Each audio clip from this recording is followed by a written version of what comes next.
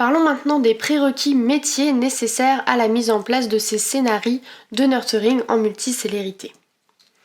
Alors, premier prérequis, connaître son scoring. Donc tout d'abord, connaître le nombre de points que le prospect gagne par action.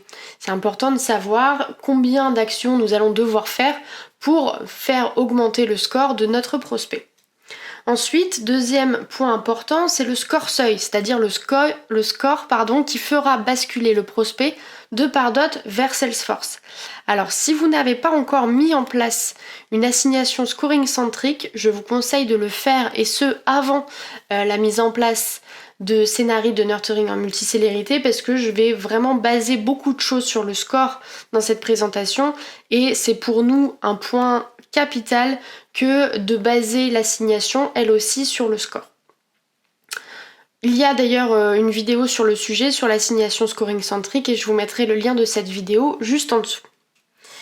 Donc connaître son score seuil, et troisième point, connaître la répartition des scores au sein de votre base de données prospect.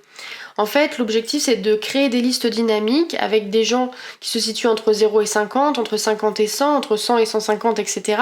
pour avoir une idée de à peu près où se situent les prospects que vous avez en base et comment on pourrait les faire évoluer dans ce contexte. Deuxième prérequis à avoir, c'est le data model. En fait, l'objectif c'est de connaître les informations qui sont obligatoires à la création d'un lead dans Salesforce. Quand votre prospect sera suffisamment mature et que votre stratégie de nurturing aura fait son effet, votre prospect va évidemment basculer directement dans Salesforce. Dans Salesforce, il y a peut-être des champs ou des règles de validation qui sont obligatoires à l'entrée ou à la création, on va dire, d'un lead, d'un nouveau lead. Du coup, c'est important pour nous de connaître d'abord ces informations pour pouvoir les récupérer et éviter toute erreur de synchronisation.